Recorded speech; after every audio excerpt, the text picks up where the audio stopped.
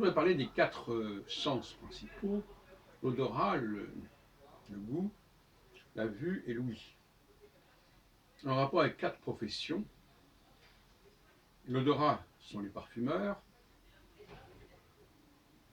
l'ouïe c'est la musique, la vue c'est la couture et le goût c'est la cuisine.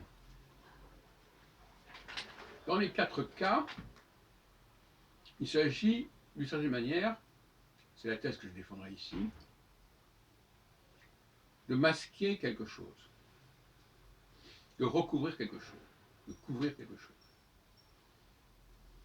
Dans la cuisine, on peut modifier le goût des choses par l'ajout d'épices, de sauces, de sel, bref, de modifier la nature du produit de départ.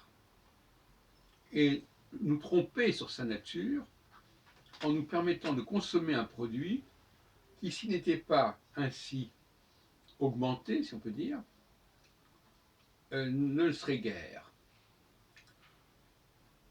Ça vaut pour l'odorat aussi.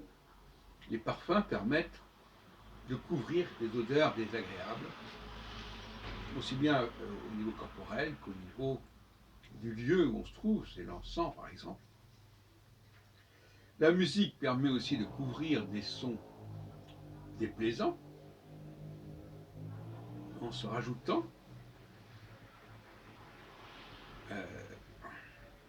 par exemple, on a parfois, on entend des bruits désagréables, ça pourrait être recouvert par une musique.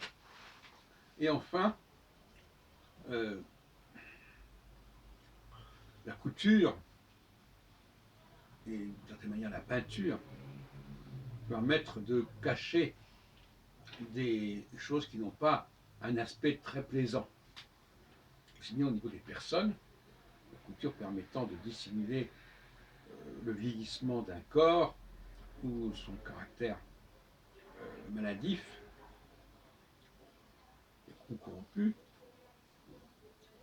et la peinture permettant de recouvrir des murs qui sont dans un état souvent délabré, par exemple. C'était le cas souvent autrefois. Donc autant d'activités que certains qualifieront d'artistiques et qui visent à rendre supportable ce que nos sens, dans un premier temps, n'admettraient pas. Et donc ça trompe nos sens, quelque part.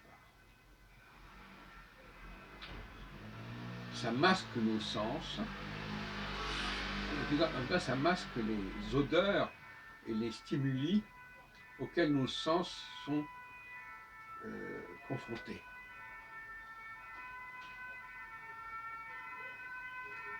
Et je crois que ça laisse réflexion, ce genre d'observation.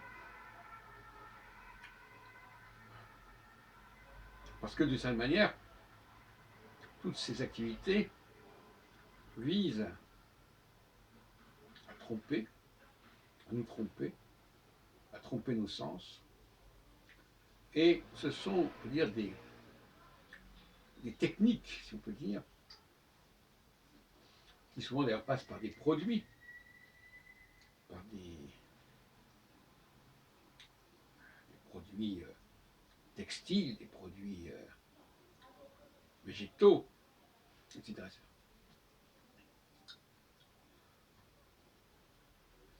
Autrement dit, méfions-nous de tout ce qui relève de ces activités. La cuisine souvent nous permet de manger des choses immangeables, de supporter des choses insupportables dans un sens plus général. Et la question est de savoir si c'est une bonne chose ou pas.